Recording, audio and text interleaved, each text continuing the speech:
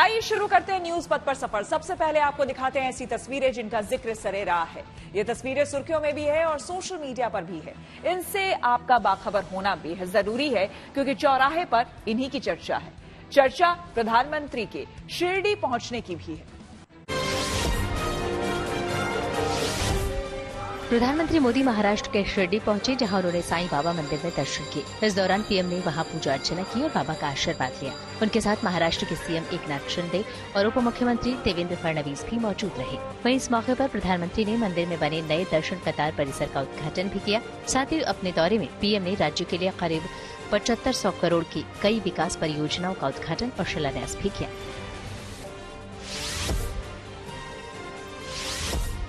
Chief of army staff general Manoj Pandey ने हिमाचल प्रदेश के चंबा में उड़ान नाम के एक ऐसे पहले ट्रेनिंग सेंटर की शुरुआत की जहां स्पेशल कमांडो को विमान से उतरते समय हवा में संतुलन बनाना सिखाया जाएगा।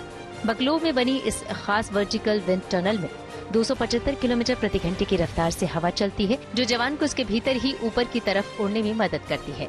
अभी तक देश में जवानों को ट्रेनिंग के लिए खुले आकाश में एयरक्राफ्ट से छलांग लगाने का अभ्यास करना पड़ता था, लेकिन अब यह अभ्यास इंडोर भी हो सकेगा। इससे चोट लगने का खतरा काफी घट जाएगा।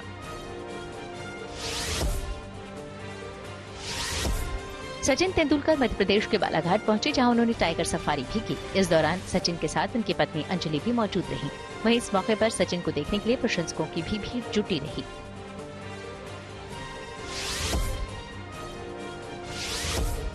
यूपी के मुरादाबाद में एक दरोगा और बंदर की दोस्ती का वीडियो सोशल मीडिया पर वायरल हो गया।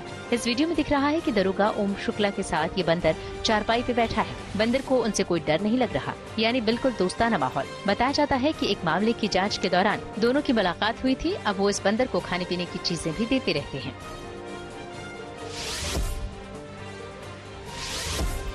मध्य प्रदेश के नर्मदापुरम में एक कांस्टेबल ने सांप की जान बचा ली। दावा है कि कांस्टेबल ने बेहोश हुए सांप को अपने मुंह से ऑक्सीजन दी, जिससे उसमें दोबारा हलचल शुरू हो गई। दरअसल कांस्टेबल अतुल शर्मा को पाइपलाइन के अंदर जहरीला सांप होने की सूचना मिली थी। फिर कांस्टेबल के पहुंचने से पहले ही कुछ लोगों ने पानी में कीटनाशक मिलाकर पाइप में डाल दिया था, जिससे सांप बेहोश हो गया। पर बाद में कांस्टेबल अतुल शर्मा ने इस सांप की जान बचा ली। कांस्टेबल के मुताबिक साल 2008 से लेकर अभी तक वो लगभग 500 सांपों को सुरक्षित रेस्क्यू कर चुके हैं, लेकिन ये पहला मामला था जिसमें किसी सांप की इस तरह जान बचाई हो। हालांकि हमारे आम लोगों को सलाह है कि आप इस तरह का कोई कदम न उठाएं, जब तक कि आप पूरी तरह से ट्रेंड विशेषज्ञ न हों। ये तरीका आपके लिए खतरनाक भी हो सकता है। जिंदगी का सफर सुहाना हो, इसके लिए सावधान रहना जरूरी है। रोजमर्रा के आपाधापी में कुछ देर बैठकर सोचना समझना भी जरूरी है कि आपके आसपास क्या हो रहा है और जो कुछ हो रहा है उससे हमारी जिंदगी, हमारा परिवार कैसे प्रभावित हो सकता है। इसलिए हॉर्न बजाकर बाखबर करने वाली खबर जरूरी होती है। और आज की ये खबर फेसबुक और इंस्टा जैसे सोशल मीडिया प्लेटफॉर्म की लत से जुड़ी है, जो बच्चों और युवाओं की मानसिक सेहत पर नेगेटिव असर डाल रही है। ये बात हम नहीं कह रहे, बल्कि अमेरिका के करीब 40 राज्यों ने ये आरोप लगाते हुए फेसबुक और इंस्टा की पेरेंट कंपनी मेटा पर मुकदमा दायर किया है। आरोप है कि मुनाफा कमाने की नीयत से मेटा जानबूझकर बच्चों और युवाओं को फेसबुक या इंस्टा की लत डाल रही है। यह आरोप गंभीर है और इससे संकेत मिलता है कि हमारे देश में भी सोशल मीडिया का जरूरत से ज्यादा इस्तेमाल बच्चों के लिए ठीक नहीं। इसीलिए इसे लेकर सावधानी वाला हॉर्न बजाना जरूरी है।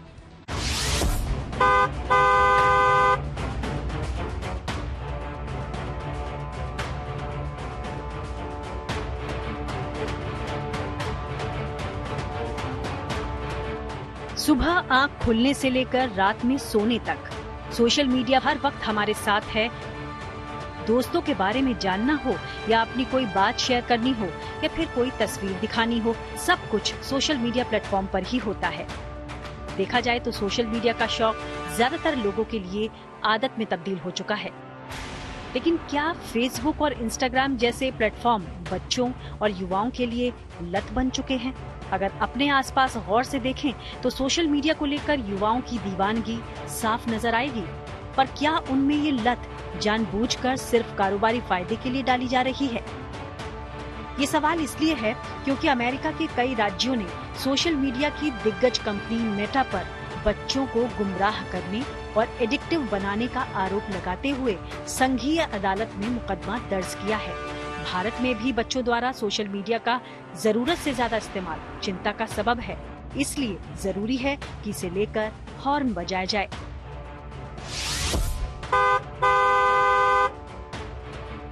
सबसे पहले आपको बताते हैं कि मेटा पर अमेरिका के करीब 40 राज्यों ने केस क्यों दर्ज किया है। इन राज्यों का दरअसल आरोप है कि मेटा जानबूझकर फेसबुक और इंस्टाग्राम के जरिए बच्चों को सोशल मीडिया की लत लगवा रहा है। मेटा अपने प्लेटफॉर्म में ऐसे फीचर्स जोड़ रहा है जो बच्चों को दिन भर व्यस्त रखता है। आरोप लगाया है कि इसका असर बच्चों की मानसिक सेहत पर पड़ रहा है। केस में कहा गया है कि बच्चों और युवाओं को लुभाने, अपने साथ जोड़ने और फंसाने के लिए शक्तिशाली प्रौद्योगिकी का उपयोग किया गया है।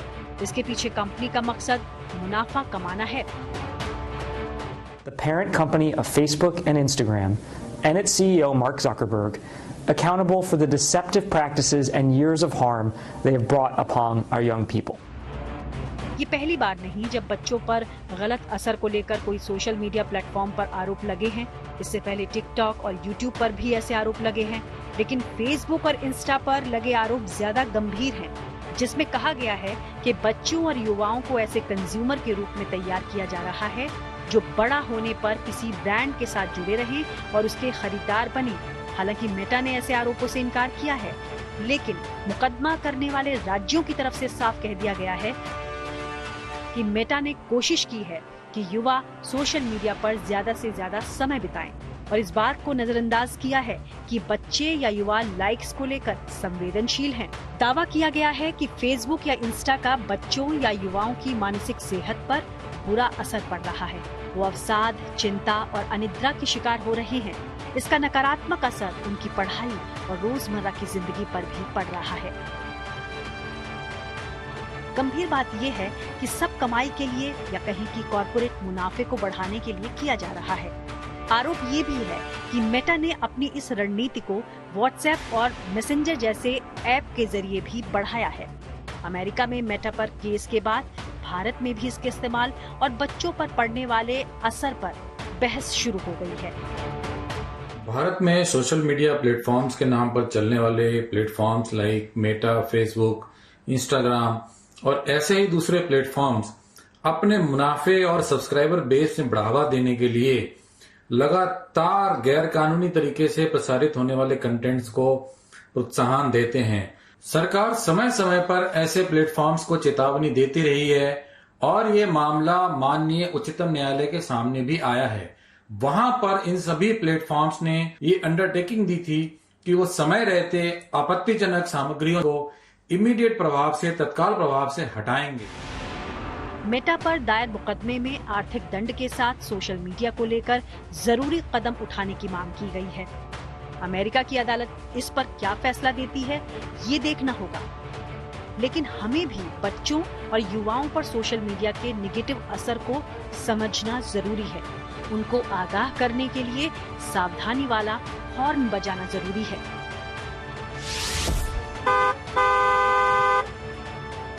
Bureau report, good news today. Facebook या इंस्टा जैसे प्लेटफॉर्म पर बच्चे या युवा अगर ज्यादा वक्त गुजारते हैं तो इसका मानसिक तौर पर क्या असर हो सकता है, बता रही हैं डॉक्टर स्नेहा शर्मा। पिछले कुछ समय से ऐसा देखने में आया है कि ग्रेजुअली जो मानसिक रोग और मानसिक परेशानियां हैं उसका स्तर बढ़ता जा रहा है बच्चों में और बड़ों में भी।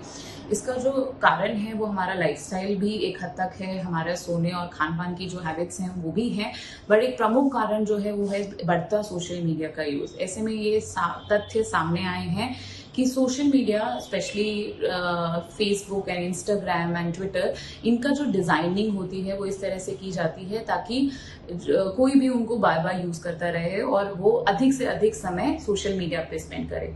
इससे कई तरह की मानसिक और फिजिकल बीमारियां जन्म ले रही हैं। मानसिक बीमारियों में एक प्रमुख जो रीजन है वो है कि नींद डिस्टर्ब हो रही है लोगों की, लोग कम सो रहे हैं जिसकी वजह से उनका अटेंशन फोकस प्रभावित हो रहे हैं। साथ साथ में एक कंपैरिजन जो है सोशल मीडिया पे देखकर, जो कि अनरियलिस्टिक हो सकता है, अनरियलिस्टिक बॉडी स्टैंडर्ड्स देख के बच्चे प्रभावित हो रहे हैं और उसको इमिटेट या फॉलो करने की कोशिश कर रहे हैं। इस वजह से बच्चों के खाने पीने पे बहुत प्रभाव पड़ रहा है। बच्चों ने अपना खाना रिस्ट्रिक्ट कर दिया है, किस तरह के फूड फैट्स वो फॉलो कर रहे हैं और किस तरह की लाइफस्टाइल वो फॉलो कर रहे हैं, जिसमें excessive exercising to the extent कि वो उनको नुकसान पहुंचा रहा है।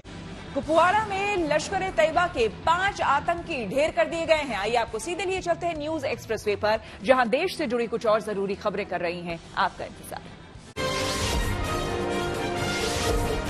लखनऊ में यूपी कांग्रेस के दफ्तर के बाहर ऐसा पोस्टर लगा जिस पर सियासी गलियारों में कई तरह की चर्चाएं शुरू हो गईं।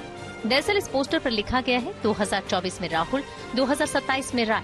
यानी इस पोस्टर के मुताबिक राहुल गांधी को भावी प्रधानमंत्री और प्रदेश कांग्रेस अध्यक्ष अजय राय को 2027 के लिए प्रदेश का सीएम प्रोजेक्ट किया गया। विपक्ष के गठबंधन इंडिया बनने के बीच सामने आया ये पोस्टर काफी सुर्खियां बटोर रहा है। ये पोस्टर कांग्रेस कार्यकर्ता नितांत सिंह नितिन के नाम से लगाया गया है।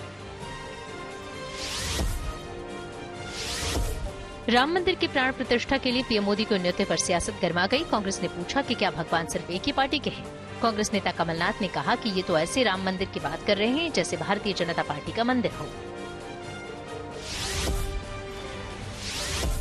संसद की एथिक्स कमेटी ने टीएमसी सांसद महुआ मोइत्रा को मंगलवार को पेश होने के लिए समन भेजा। वैसे इस मामले में बीजेपी सांसद निशिकांत दुबे और वकील जय अनंत से कमेटी ने पूछताछ की। साथ ही एथिक्स कमेटी ने आईटी और गृह मंत्रालय को चिट्ठी भेजकर कई जानकारियां भी मांगी।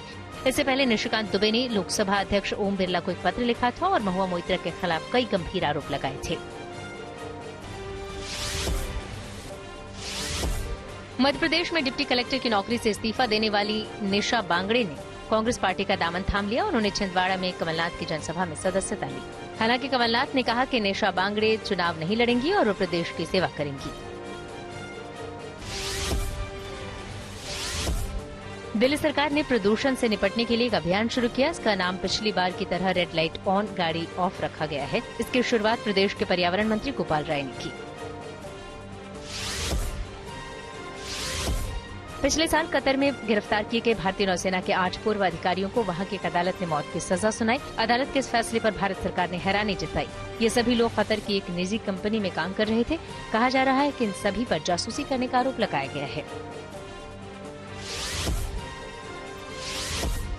एक गंभीर बीमारी से जूझ रही भारतीय बच्ची को गोद लेने वाली अमेरिकी महिला मेगन ने एक वीडियो सोशल मीडिया पर शेयर किया जिसमें 1 साल का जश्न मनाया गया, यानी जब इस बच्ची को मेगन ने गोद लिया था और भारत से अमेरिका ले गई थी। इस वीडियो में बच्ची के साथ बिताए पूरे 1 साल के खूबसूरत लम्हे हैं। इसके साथ ही मेगन ने एक भावुक पोस्ट भी लिखी। और खबरों के एक्सप्रेसवे से आगे रुक करते हैं सियासी ढाबे का, जहां आज की सबसे दिलचस्प खबर मौजूद है। राजस्थान में आज जब ईडी ने प्रदेश कांग्रेस अध्यक्ष के घर पर छापेमारी और अशोक गहलोत के बेटे को एक मामले में पूछताछ के लिए समन दिया तो हड़कंप मच गया। बीजेपी अब भ्रष्टाचार को लेकर सरकार पर हमलावर है, तो वहीं कांग्रेस कह रही है कि बीजेपी को चुनाव में हार का डर है, इसलिए जांच एजेंसी का गलत इस्तेमाल हो रहा है। तो कुल मिलाकर राजस्थान के चुनावी माहौल में तापमान बढ़ गया है।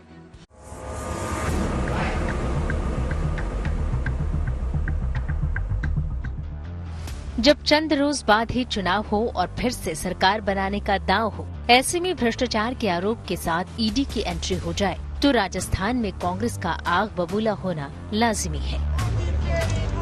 नाराजगी भी ऐसी वैसी नहीं। जयपुर में कार्यकर्ता सड़कों पर उतरे और ईडी दफ्तर के सामने जमकर नारेबाजी हुई।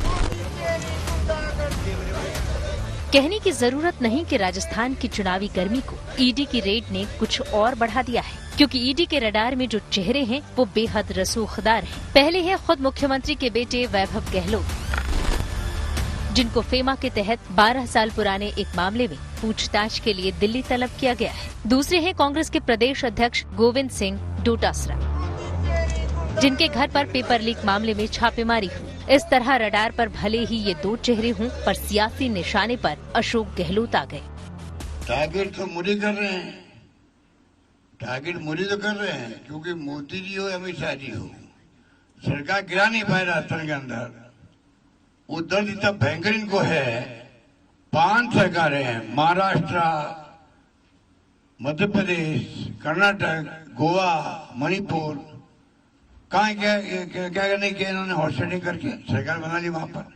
यहाँ दाल गली नहीं उनकी, इसलिए जानपुर के राजस्थान आज उनका सबसे बड़ा टारगेट है राजस्थान के अंदर। राजस्थान एंटी करप्शन ब्यूरो के सेवानिवृत्त डायरेक्टर जनरल BL सोनी साहब ने खुद वीडियो करके ये कहा और इस बात को स्वीकार किया है कि सरकार बड़ी मछलियों पर हाथ डालने नहीं देती थी, हम पर दबाव डाल करके रोकती थी। अब जब इस प्रकरण से जुड़ी हुई बड़ी मछलियों पर ईडी ने कार्रवाई करना प्रारंभ किया है, तब निश्चित ही सरकार में बैठे हुए लोगों को अपनी धरातल हिलता हुआ प्रतीत होता है, अपनी धरती धूसती भी प्रतीत होती है, अपनी कुर्सी खिसकती हुई प्रतीत होती है। देखने वाली बात है कि राजस्थान के चुनाव में भ्रष्टाचार, खासतौर पर पेपर लीक का मुद्दा बड़ा है, जिसे बीजेपी जोर शोर से उठा भी रही है। इसलिए ऐन चुनाव से पहले जब कांग्रेस प्रदेश अध्यक्ष और गहलोत के करीबी डोटासरा के घर छापेमारी हुई तो कटघरे में खुद सरकार आ गई। सरकार के मुखिया आ गए, रही सही कसर मुख्यमंत्री के बेटे को मिले समन से पूरी हो गई। आरोप है कि वैभव ने मॉरिशस की कंपनी से अवैध पैसे को ठिकाने लगाया था। चुनाव के समय इनको सब याद आता है, ईडी, CBI। हम तो शुरू से कहते आए हैं जहाँ जहाँ चुनाव होता है जिस राज्य में, वहाँ पे केंद्र की भाजपा सरकार ईडी को साथ साथ ही भेजती है चुनाव की तारीखों के साथ ही। और जिस तरीके से आज हमारे प्रदेश अध्यक्ष जी को और मुझे सम्मान करके दिल्ली बुलाया है, मैं पहले भी कह चुका हूँ कि ये मामले पहले 12 साल पहले भी आए थे। 12 साल पहले भी हमने इन्हीं आरोपों का जवाब दिया था और अब भी देखे आएंगे। हमें किसी तरह की कोई तकलीफ नहीं है। जो इंक्वायरी, जो सर्च इनको करनी है, जो इंस्ट्रक्शन है, जो FIR है या जानकारी है, उसके बारे में जानकारी ले रहे हैं। हम ईमानदारी के साथ में जानकारी दे रहे हैं कि घबराने की, डरने की आवश्यकता नहीं है। कांग्रेस भले ही केंद्र और बीजेपी पर हमलावर है, लेकिन कांग्रेस की मुश्किल भी समझ लीजिए। पार्टी अगर सीधे गहलोत का बचाव करती है तो भ्रष्टाचार के मुद्दे पर घिर सकती है। लिहाजा सचिन पायलट ने मोर्चा संभाला और भ्रष्टाचार पर सख्त रुख दिखाते हुए सधे हुए शब्दों में बीजेपी को घेरा। कहा कि कुछ और नहीं, बीजेपी को हार का डर सता रहा है। इलेक्शन में अपनी हार देखते हुए अगर भारत सरकार इस बात को समझ गई है कि वहां बीजेपी चुनाव हार रही है और फिर नेताओं को स्पेसिफिकली टारगेट कर बिना सबूत और तथ्य के कांग्रेस पार्टी के अध्यक्ष को जिस प्रकार से उनके अगर रेड डाली गई, उनको कोई समन नहीं, कोई बुलावा नहीं, कोई सबूत नहीं, और इस प्रकार की जो रेड डाली गई है वो सिर्फ एक संकेत देने के लिए दी गई है, मैसेज देने के लिए दी गई है कि अगर हम पॉलिटिकली कमजोर पड़ेंगे तो हमारा साथ देने के लिए नाना प्रकार की जो एजेंसीज भारत सरकार की हैं, चाहे वो CBI है, ED है, इनकम टैक्स है, उनका हम दुरुपयोग करेंगे। पूरे राजस्थान के युवाओं को, हर व्यक्ति को मालूम है कि किस प्रकार से राजस्थान में जो पेपर लीक, 17 बार पेपर लीक हुआ है और उसमें वास्तव में जो बड़े मगरमच्छ थे उन पे कार्रवाई नहीं हुई, सरकार ने कोई कार्रवाई नहीं की और युवाओं के भविष्य पे हथौड़ा चलाने का काम गहलोत सरकार ने काम किया है और उसमें बहुत बड़े पैसे का लेन देन हुआ है। नहीं तो 17 बार पेपर कैसे लीक होता है। और यह जो कार्रवाई हो रही है, अपने जो भी इनपुट होगा उसके आधार पे सब स्वतंत्र एजेंसीज हैं अपना कार्रवाई कर रही हैं। सभी को स्वागत करना चाहिए कि अगर निर्दोष है तो नहीं फंसेंगे, अगर गलत है तो जरूर फंसेंगे। मजा ये है कि राजस्थान के रण में दोनों पार्टियां इस रेड को चुनावी मुद्दा बनाने वाली हैं। गहलोत एंड टीम इसे एजेंसी का दुरुपयोग बताते हुए सियासी दांव बताएंगी तो बीजेपी हल्ला बोलते हुए पेपर लीक का मुद्दा उठाएगी और गहलोत से जवाब मांगेगी। 27 अक्टूबर को वैभव गहलोत को दिल्ली आकर ईडी के सवालों का जवाब देना है। देखते रहिए कि ऊंट किस करवट बैठता है। Bureau report, good news today. News पथ पर आगे है धन बाजार, जहां शेयर बाजार से लेकर कारोबार तक की सभी अहम खबरें होती हैं और इसका सीधा रिश्ता आपकी आमदनी, आपकी जेब से होता है। तो तेज रफ्तार खबरों के बीच ये जरूरी खबरें छूट न जाए, इसलिए सीधे आपको लिए चलते हैं धन बाजार। शेयर बाजार में एक बार फिर भारी गिरावट रही। सेंसेक्स 63,000 के पास खिसक गया। ये 901 अंक लुढ़का, जिससे वो 63,148 पर बंद हुआ। वहीं निफ्टी 19,000 के नीचे चला गया। ये 265 अंक टूटा। इस गिरावट के साथ निफ्टी 18,857 पर बंद हुआ। कारोबार के दौरान बैंकिंग, IT और मेटल समेत सभी सेक्टरों के शेयरों में गिरावट रही। दिल्ली सर्राफा बाजार में सोने चांदी के भाव चढ़े। सोना 300 रुपए महंगा हुआ। अब दिल्ली में 10 ग्राम सोने की कीमत 62,000 रुपए हुई। वहीं चांदी की कीमत में भी 500 रुपए की उछाल रही। दिल्ली में अब 1 किलो चांदी की कीमत 75,000 रुपए पर पहुंची। जापानी कार निर्माता कंपनी टोयोटा इलेक्ट्रिक गाड़ियों के लिए खास सॉलिड स्टेट बैटरी बनाने पर काम कर रही है, जो फिलहाल इस्तेमाल हो रही लिथियम आयन बैटरियों के मुकाबले ज्यादा बेहतर होगी। दावा है कि ये 10 मिनट में फुल चार्ज होगी और इलेक्ट्रिक वाहनों की रेंज 1200 किलोमीटर कर देगी। इस बैटरी को बनाने के लिए टोयोटा ने जापानी कंपनी इडेमित्सु के साथ करार भी किया है। कोटक महिंद्रा बैंक ने FD यानी फिक्स डिपॉजिट पर ब्याज दरें बढ़ा दी हैं। अब इस बैंक के ग्राहकों को FD पर ज्यादा ब्याज मिलेगा। अब इस बैंक में FD कराने पर सामान्य नागरिकों को 2.75% से 7.25% तक का ब्याज मिलेगा। कोटक महिंद्रा बैंक ने ये इंटरेस्ट रेट्स 2 करोड़ रुपए से कम की FD पर बढ़ाए हैं। रुक करते हैं प्रगति मार्ग का, जहां ऐसी खबरें हैं जो कि देश की तरक्की, प्रगति और लोगों की काबिलियत दिखाती है। चंडीगढ़ में स्वच्छता अभियान को लेकर अनोखी पहल हुई है। यहां के सेक्टर 22 मार्केट में खरीदारी करने वाले लोगों को खास गिफ्ट कूपन दिया जा रहा है, लेकिन इस पर लिखा इनाम तभी मिलेगा जब लोग एक स्वच्छता संदेश लिखकर देंगे। मार्केट एसोसिएशन का कहना है कि उन्होंने ज्यादा से ज्यादा लोगों तक स्वच्छता संदेश पहुंचाने और उन्हें जागरूक करने के मकसद से ये अनूठी पहल की है।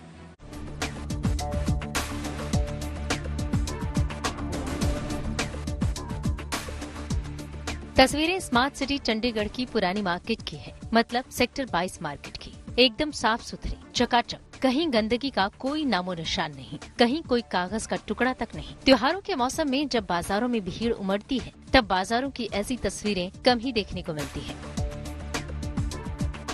यहाँ भी शायद ये पहली बार ही हो, क्योंकि इस बार यहाँ स्वच्छता के नियमों का कड़ाई से पालन हो रहा है। न सिर्फ पालन हो रहा है, बल्कि लोगों को स्वच्छता का संदेश भी दिया जा रहा है और अपने आसपास के वातावरण को स्वच्छ रखने की मुहिम में शामिल भी किया जा रहा है, लोगों को एक खास गिफ्ट कूपन देकर।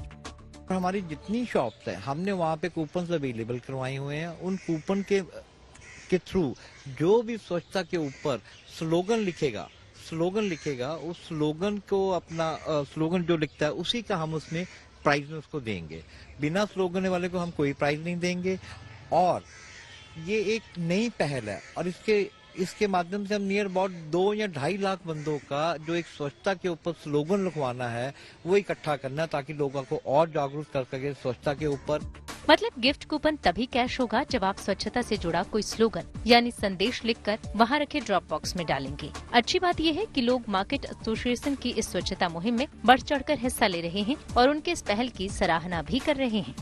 तो ये है कि हमें मोटिवेट कर सकते हैं, हम लोगों को ये दे सकते हैं कि लाइक आप जैसे गंदगी वगैरह ये ना डालिए, जितना साफ रहेगा वो हमारे लिए भी अच्छा है और हमारी सेहत के लिए भी अच्छा है। ये एडमिनिस्ट्रेशन या मार्केट एसोसिएशन ने जो ये पहल की है कि सफाई के लिए और कुछ कूपन स्कीम निकाली है, इससे बिजनेस को भी एक बहुत बड़ा बेनिफिट मिलेगा और लोगों में भी थोड़ी सी जागृति आएगी। आस पास हर जगह साफ सफाई रखनी चाहिए, है ना, और मतलब हर चीज साफ सुथरी होनी चाहिए, तभी हमारी ट्राई सिटी साफ रहेगी। कुल मिलाकर चंडीगढ़ में स्वच्छता को लेकर लोगों को जागरूक करने की मार्केट एसोसिएशन की ये मुहिम रंग ला रही है। उम्मीद की जानी चाहिए कि लोग इसे स्थायी रूप से अपने जीवन में उतारेंगे और अपने आसपास को स्वच्छ और सुंदर बनाएंगे। Lalit Sharma, Chandigarh, good news today. News पथ के सफर में अब सोशल अड्डा का रुख करते हैं, जहां आज बात होगी प्याज की, जिसके भाव फेस्टिव सीजन में एक बार फिर से बढ़ते जा रहे हैं।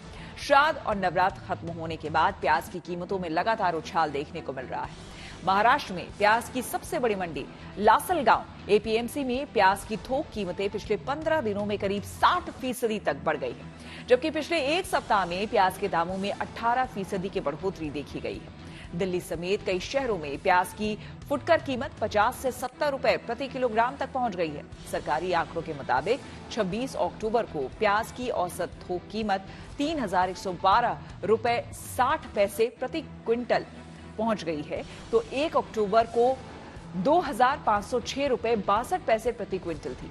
महाराष्ट्र के ज्यादातर प्याज उत्पादक जिलों में औसत थोक कीमतें अब 45 से 48 रुपए प्रति किलोग्राम के बीच है। 24 अक्टूबर को लासलगांव बाजार में प्याज की औसत कीमत 38 रुपए प्रति किलोग्राम थी, जबकि 10 अक्टूबर को ये 24 रुपए प्रति किलोग्राम थी। माना जा रहा है कि प्याज की कीमतों में ये उछाल दिसंबर तक जारी रह सकता है। करीब 2 महीने की देरी से दिसंबर में खरीफ की नई फसल बाजार में आने के बाद ही प्याज के दाम घटने के आसार हैं।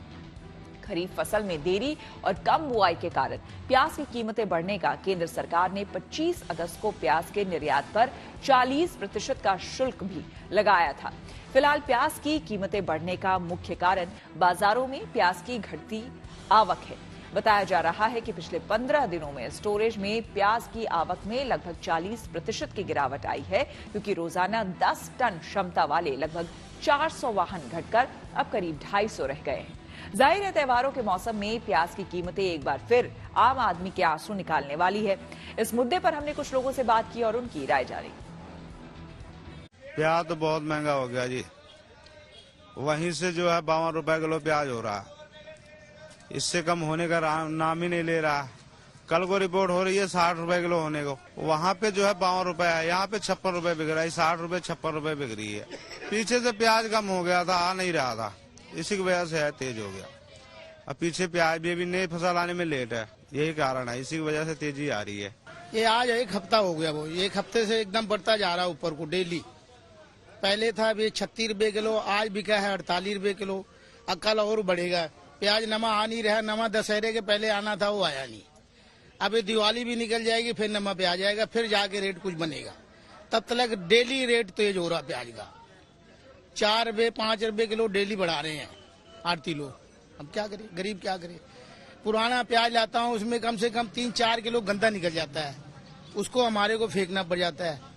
अब उसको भी मार्जिन इसी में लगाना पड़ेगा, अब क्या करें। अभी तो जरा आप 280 रुपए का 5 किलो दे रहे हैं। अभी हमने 10 दिन पहले भी ले गया था मैं यहाँ से प्याज, तो रेट इसका आधा था, जो कि आज मैं रेट सुन के मेरे को बड़ी अचंभा हो रहा है कि एक दम से ही इतना रेट हाई हो गया।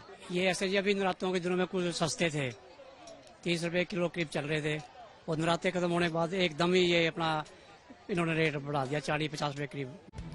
शुक्रवार से होगी भारतीय मोबाइल कांग्रेस की शुरुआत। टेक्नोलॉजी से जुड़ी ऐसी ही हर एक जरूरी खबर को जानने समझने के लिए आइए आपको लिए चलते हैं डिजिटल गली। प्रधानमंत्री मोदी शुक्रवार को भारतीय मोबाइल कांग्रेस सम्मेलन का उद्घाटन करेंगे। 3 दिनों तक चलने वाला ये कार्यक्रम दिल्ली के भारत मंडपम में होगा। इस दौरान प्रधानमंत्री देश भर के शैक्षणिक संस्थानों को 100 5G यूज केस लैब सौंपेंगे। ये देश में 6G इकोसिस्टम बनाने की दिशा में एक बड़ा कदम होगा। सोशल मीडिया प्लेटफॉर्म एक्स के प्रमुख एलन मस्क ने बड़ा ऐलान किया। उन्होंने एक्स पर audio video call feature launch कर दिया। सोशल मीडिया के जरिए इसकी जानकारी दी गई। अभी ये फीचर सिर्फ iOS पर मौजूद है और जल्द ही एंड्रॉइड पर भी मिलेगा। हालांकि ये सुविधा सिर्फ प्रीमियम सब्सक्राइबर्स को ही दी जाएगी। जापान में टोक्यो मोटर शो की शुरुआत हो गई। इसमें यामाहा और सुजुकी समेत कई कंपनियां हिस्सा ले रही हैं। इस मोटर शो में सुजुकी ने इलेक्ट्रिक स्कूटर वर्गमैन पेश किया, तो वहीं होंडा ने अपने नए electric scooter concept Honda SCE से पर्दा उठाया। इजराइल हमास युद्ध पर तुर्की के राष्ट्रपति एर्दोगन और पोप फ्रांसिस के बीच हुई है बातचीत। आइए आपको सीधे हम लिए चलते हैं न्यूज एक्सप्रेसवे पर, जहां विदेश से जुड़ी कुछ और जरूरी खबरें कर रही हैं आपका इंतजार। भारत सरकार ने कनाडा के लोगों को एक अच्छी खबर दी। दरअसल भारत ने दोबारा इनके लिए वीजा सेवा की शुरुआत करने का ऐलान किया। हालांकि अभी आंशिक तौर पर ही इसकी शुरुआत की गई। इसमें 4 कैटेगरी शामिल हैं। इनमें एंट्री, बिजनेस, मेडिकल और कॉन्फ्रेंस वीजा हैं। किर्गिस्तान के बिश्केक में SCO यानी शंघाई सहयोग संगठन की बैठक हुई। इसमें विदेश मंत्री S जयशंकर ने भी हिस्सा लिया। इस दौरान उन्होंने बैठक को संबोधित किया और कहा कि मौजूदा समय में पूरी दुनिया अभी कई चुनौतियों का सामना कर रही है। इनमें आर्थिक मंदी, टूटी सप्लाई चेन, खाद्य और ऊर्जा असुरक्षा समेत कई मुद्दे शामिल हैं। ऐसे में जयशंकर ने SCO के सदस्य देशों में आपसी सहयोग की जरूरत पर भी जोर दिया। हमास के इजराइल पर हमले को लेकर अमेरिकी राष्ट्रपति जो बाइडेन ने बड़ा दावा किया। बाइडेन के मुताबिक इस आतंकी हमले की एक वजह IMEC यानी India middle east Europe corridor भी हो सकती है। इसका ऐलान दिल्ली में G20 समिट के दौरान हुआ था। ये कॉरिडोर पूरे इलाके को रेल मार्ग के नेटवर्क से जोड़ेगा। इस बड़े प्रोजेक्ट पर भारत, यूरोपियन यूनियन, अमेरिका और सऊदी अरब मिलकर काम कर रहे हैं। हालांकि बाइडेन ने ये भी कहा कि उनके पास इस बात के सबूत नहीं है, लेकिन ये उनका विश्वास है। इजरायल ने एक बड़ा फैसला किया, उसने गाजा पर जमीनी हमला टाल दिया। खबर है कि इजरायल ने ये कदम अमेरिका के दखल के बाद उठाया। अमेरिका ने इजरायल को तब तक रुकने के लिए कहा जब तक कि खाड़ी देशों में अमेरिका अपने सैनिकों की सुरक्षा से जुड़े कुछ जरूरी कदम न उठा ले। अमेरिका के पूर्व राष्ट्रपति डोनाल्ड ट्रंप को बड़ा झटका लगा। उन्हें अदालत ने $10,000 यानी भारतीय रुपयों के हिसाब से करीब 8.5 लाख रुपए का जुर्माना लगाया। दरअसल धोखाधड़ी से जुड़े एक केस की सुनवाई कर रहे जज ने ट्रंप को हिदायत दी थी कि वो अदालत के कर्मचारियों पर मीडिया में कोई टिप्पणी न करें, लेकिन ट्रंप पर आरोप लगाया गया कि उन्होंने इसके बावजूद पत्रकारों को बयान दिया। ऐसे में इसे अदालत की अवमानना माना गया। इसी के साथ न्यूज पथ में मेरे यानी श्वेता झा के साथ फिलहाल इतना ही। देश दुनिया की तमाम पॉजिटिव खबरों के लिए आप देखते रहिए गुड न्यूज टुडे।